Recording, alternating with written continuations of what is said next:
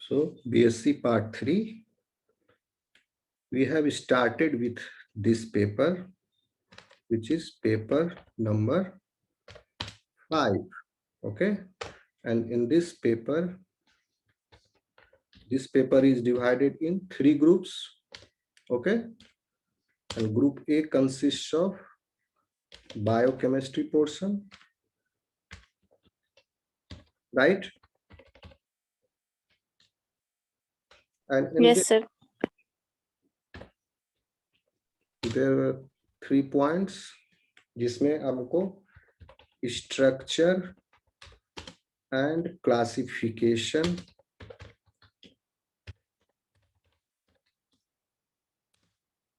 किसका किसका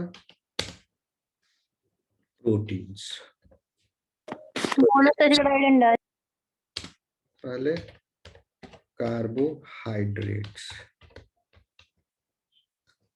ओके फिर प्रोटीन्स तो जब प्रोटीन का स्ट्रक्चर और क्लासिफिकेशन पढ़ेंगे स्ट्रक्चर प्रोटीन का तो सब अमाइनो एसिड उसी के अंदर आ गया फिर लिपिड्स तो लिपिड का स्ट्रक्चर पढ़ेंगे तो fatty acids fat essential fat non essential fatty acids सब इसी में आ जाएगा उसके बाद the second topic under group A was metabolism okay metabolism of what carbohydrate इसमें क्या क्या पढ़ना था ग्लाइकोलाइसिस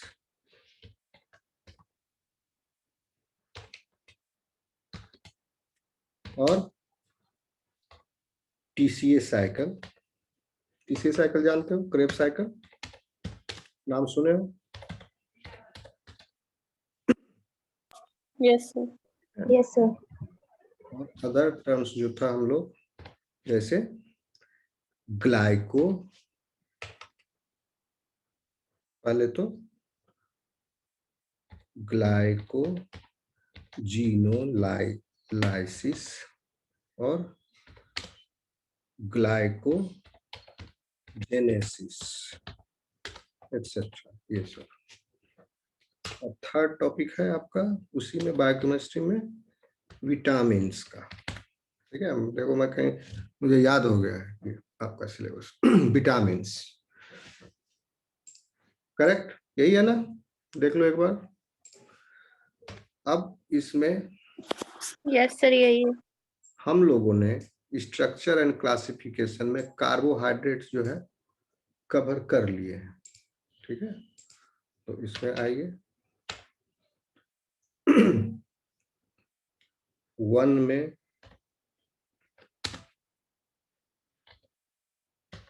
कार्बोहाइड्रेट्स जो है आपका कवर्ड इसके लिए आप नोट कहाँ से देखेंगे रिमेम्बर मैंने सेमेस्टर 2 के साथ कंबाइंड क्लास लिया था आप लोगों का और सेमेस्टर 2 का नोट्स मैंने शेयर किया था व्हाट्सएप पर CC7 में covered refer CC7 PDF share किया था CC7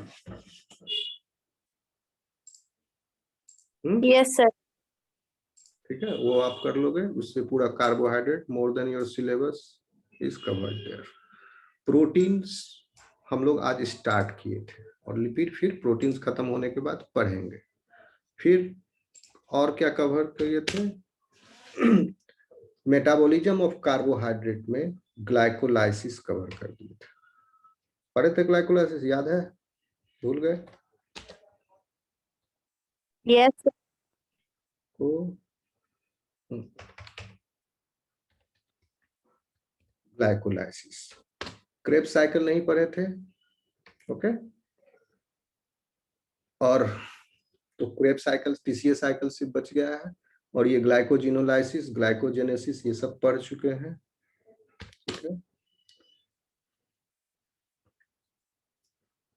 ग्लाइकोजिनोलाइसिस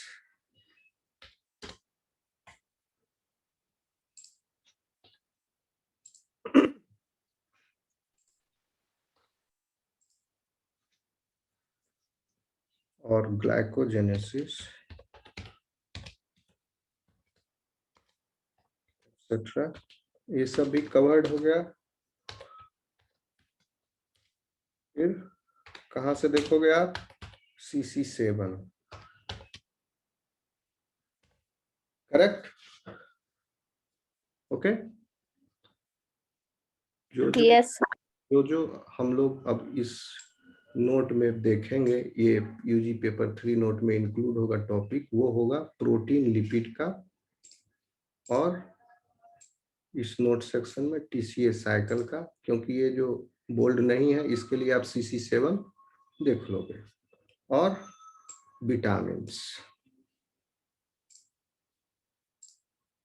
ओके, आगे बढ़े। क्लियर है ये इतना? Yes sir.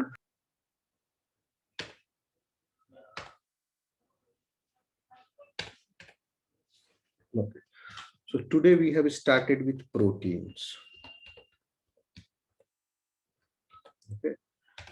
And proteins का वो सब बता दिया आपको, क्या कैरेक्टरिस्टिक्स थे।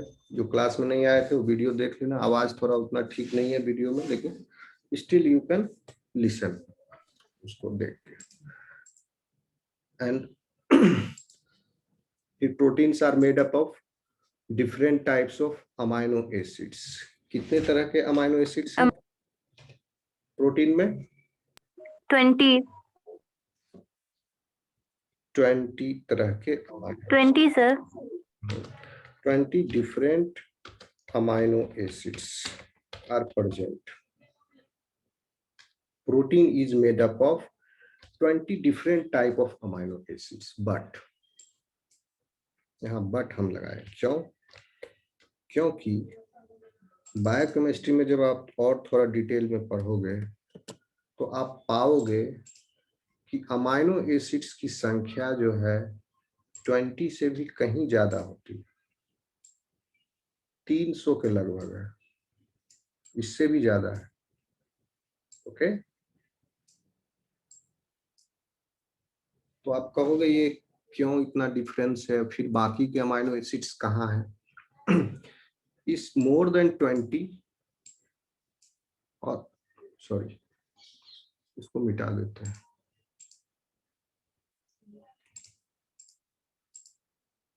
बट एक्चुअली में क्या है, more than 300 amino acids are present in the cell. 300 different types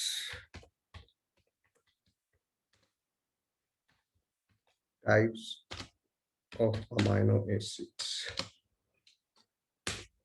तो फर्स्ट अमाइनो एसिड डिस्कवर हुआ था 1906 में, और सबसे लास्ट वाला 1900, सबसे लास्ट वाला means the 20th amino acid was discovered in 1938. Okay, कौन सा अमाइनो एसिड था? थ्रियोनिन। ओके, जो 1938 में डिस्कवर हुआ है। लेकिन एक और अमाइनो एसिड्स है जिसको हम इंक्लूड करते हैं 21st अमाइनो एसिड्स।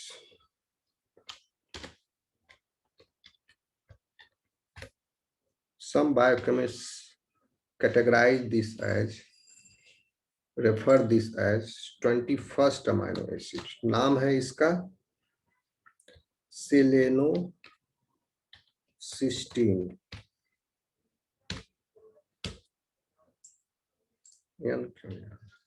सेलेनोसिस्टीन। और क्यों ये 21st अमाइनो एसिड्स है? क्योंकि जो इंपॉर्टेंट ये 20 डिफरेंट अमाइनो एसिड्स जो है, ये प्रोटीन का जब सिंथेसिस हो रहा है उस समय यह ऐड होते हैं इन दिस फॉर्म ओनली, जैसे alanine, glycine, tryptophan, phenylalanine, glutamate, aspartate, जो 20 डिफरेंट अमाइनो एसिड्स है वो प्रोटीन ट्रांसलेशन के दौरान ऐड हुए प्रोटीन में। ओके, और उसके बाद प्रोटीन ट्रांसलेशन होने के बाद एंडोप्लाज्मिक रेटिकुलम में प्रोटीन का पोस्ट ट्रांसलेशनल मॉडिफिकेशन होता है after synthesis of the protein. तो कुछ अमाइनो एसिड्स जो है 20 different amino acids are present in that peptide, वो अमाइनो एसिड्स जो है मॉडिफाई कर दिए जाते हैं।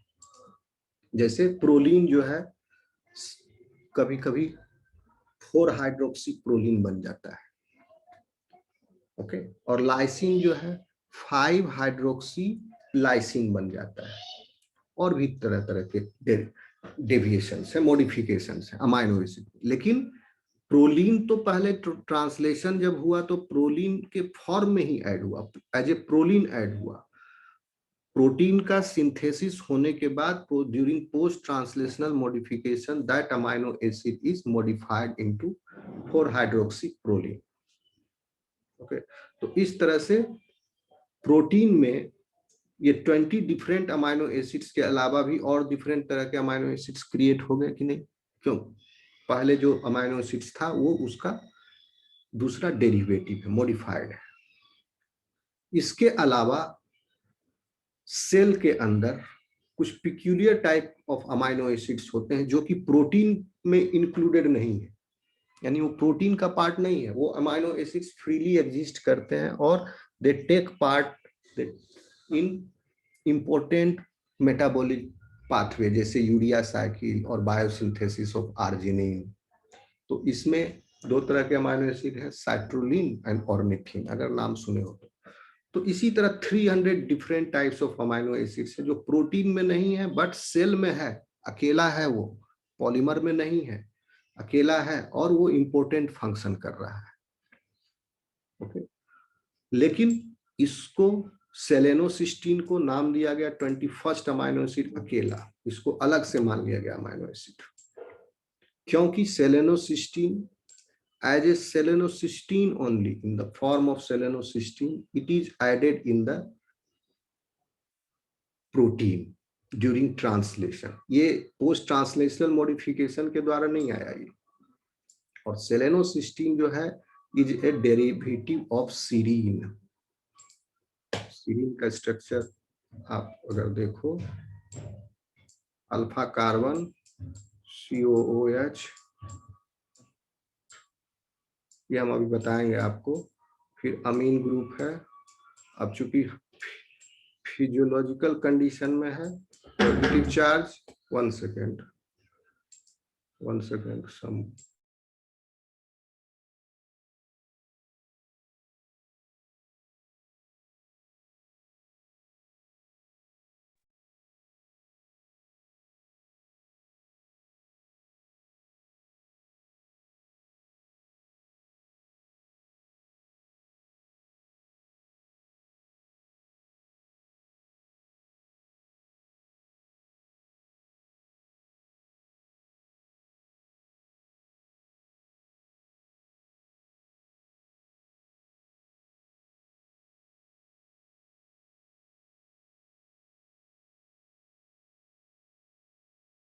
हेलो, आवाज आ रही है?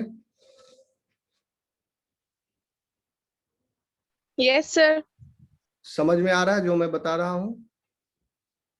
ओके, 20 अमाइनो एसिड्स तो नॉर्मल अमाइनो एसिड्स हैं, ये तो है ही, और प्रोटीन सिंथेसिस होने के बाद ये 20 amino acids gate modified into, sometimes it gets modified, sometimes it doesn't get modified, okay, into different derivatives of the amino acids when they are present in the protein.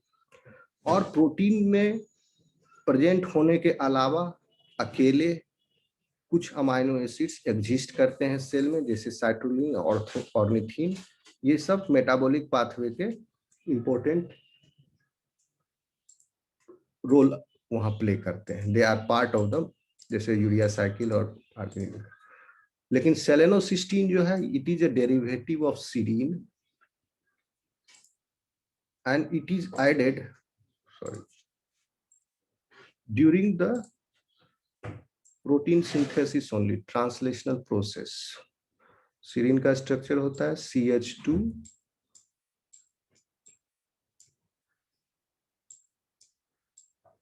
CH2OH,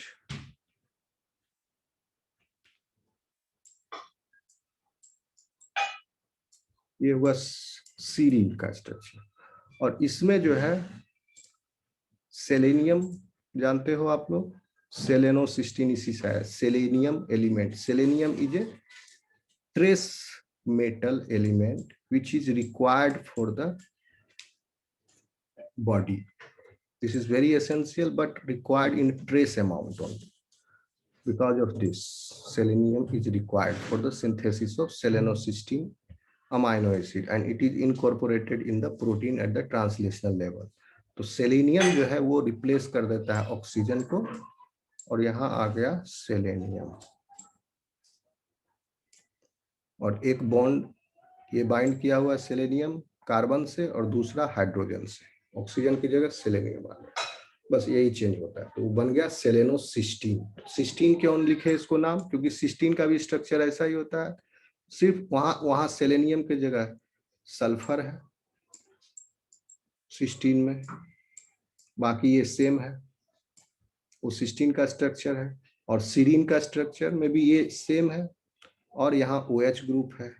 selenocysteine में selenium है, cysteine में यहाँ sulphur है। Okay, आ रहा है समझ में, आगे बढ़े।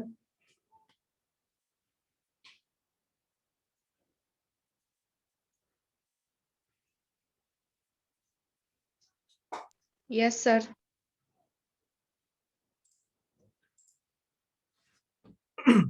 तो अब वन बाय वन हम लोग हर अमाइनो एसिड का स्ट्रक्चर देखेंगे। तो पहले अमाइनो एसिड्स को हम क्लास में बताया ही, आप क्लासिफाई किए। फिर सबसे पहले हम देखते हैं किसका, एलिफेटिक, और ये कौन से हैं, ये नॉन पोलर है। सबसे पहले हम लोग नॉन पोलर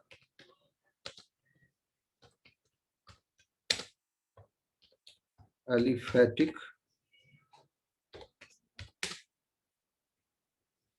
अमाइनो, ये क्या है, आर, जिसमें इनका नॉन पोलर एलिफेटिक आर है, और इसका फॉर्मूला आपको हम बताया है, क्या है बताइए, गैप भी मिल,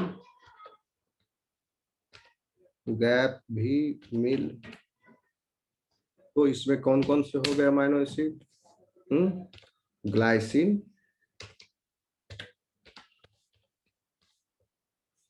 फिर अलानिन, फिर प्रोलीन, देन मेथियोनिन, नहीं गैप भी है ना, वैलिन हो गया, valine, then methionine, isoleucine and leucine, isoleucine and leucine।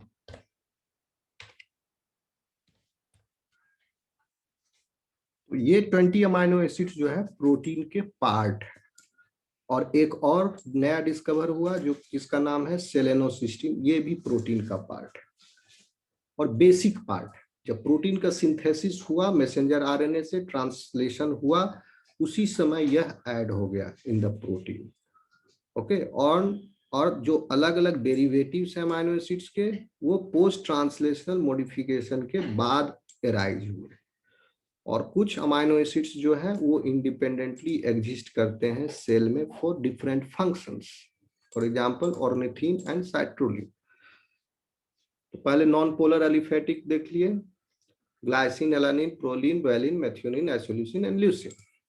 अब now we will see their structure one by one. Glycine का स्ट्रक्चर कैसा है, पहले वन बाय वन देखिए कैसा है ग्लाइसिन का स्ट्रक्चर। आर ग्रुप क्या है इसमें, और अमाइनो एसिड्स का जो एक जनरल प्लान है, मतलब एक स्ट्रक्चर है, it is like this, alpha carbon पर अमीन ग्रुप है, and under physiological condition this alpha carbon is zwitterion, मतलब दोनों चार्ज है इस पर, positive and negative charge, and this is R. In the case of glycine, R is simply क्या है, 1 hydrogen, right? Clear है? Glycine clear हो गया? आ रही है आवाज? नहीं आ रही आवाज? Yes sir. Glycine clear? Sir आ रही है आवाज। ग्लाइसिन क्लियर हुआ? ग्लाइसिन में R जो है एक हाइड्रोजन एटम है। ओके, जल्दी जल्दी बोलो, आगे बढ़ेंगे ना। ग्लाइसिन हो गया, ग्लाइसिन का स्ट्रक्चर ये तो सब यस सर।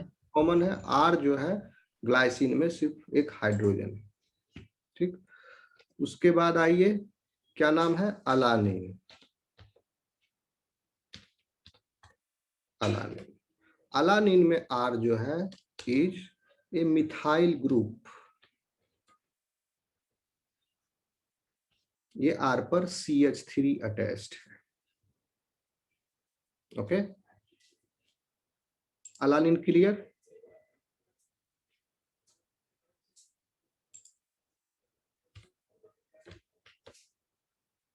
जल्दी बोलो, यस कि नो? नहीं दिक्कत है तो बताएंगे फिर। Yes sir. Alanine, alanine clear, okay. Next one is proline, ठीक है। तो इसका स्ट्रक्चर को आपको ध्यान रखना होगा, ये थोड़ा सा साइक्लिक है, ठीक। प्रोलीन का स्ट्रक्चर इज साइक्लिक। तो अब इसमें जो R ग्रुप है उस अल्फा कार्बन से शुरू भी होता है और अल्फा ही कार्बन पर खत्म भी होता है R। तो इसको हम लिखेंगे, इसका बनाना पड़ेगा फोटो। यहाँ R जो है पूरा अमाइनो एसिड्स का कर दे रहे हैं। This is alpha carbon and to this alpha carbon COO group, एक तो कार्बोक्सिलिक ग्रुप लगा लो।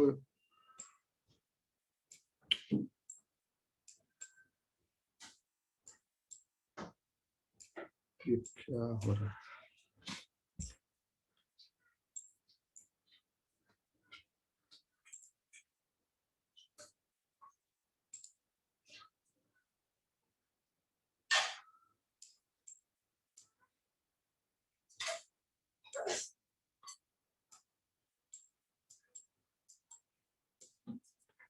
And this amino group is involved, alpha carbon and amine group both are involved in R. ये 2 है, यहाँ प्लस चार्ज है। अब carbon 3 bond हो गया, चौथा बॉन्ड जो है दैट इज साइक्लिक है, CH2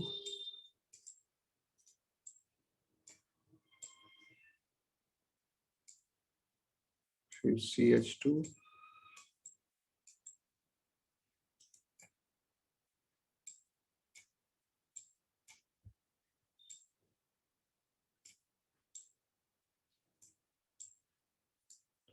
CH2 and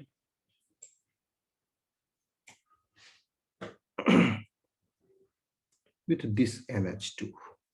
तो अमीन ग्रुप, तो कार्ब क्या हुआ, R ग्रुप यहाँ से शुरू हुआ।